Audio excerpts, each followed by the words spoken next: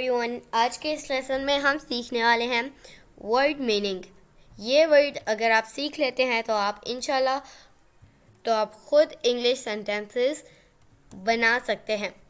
तो दोस्तों, अगर आपका ख्वाब भी है कि आप फ्लुएंटली एंड कॉन्फिडेंटली इंग्लिश बोल सकें तो हमारे चैनल इब्राहिम टीवी इंग्लिश को कर लीजिए सब्सक्राइब और बेल नोटिफिकेशन के बटन को भी प्रेस कीजिए ताकि आप हमारी कोई भी वीडियो मिस ना कर सकें। तो चलिए शुरू करते हैं अपना आज का lesson. Word meanings.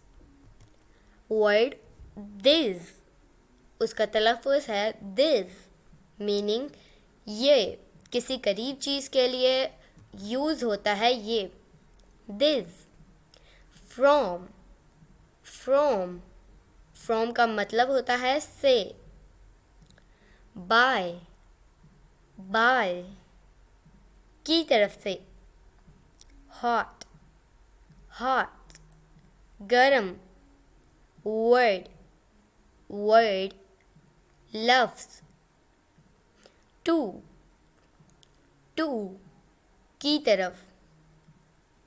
And, and, और। ए, एक, एक चीज़ के लिए क्या यूज़ होगा? ए।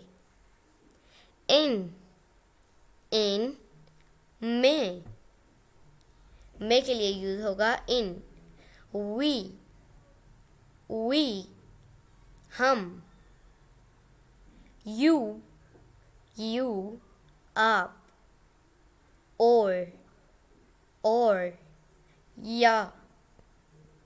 अगर हमें किसी को चॉइस देनी हो तो हम यूज़ करते हैं और, मतलब या।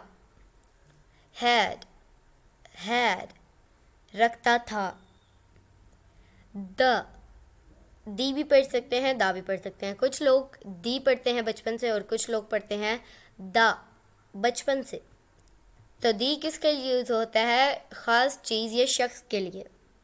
ऑफ, ऑफ, के या का, इन दोनों के लिए यूज़ होता है ऑफ।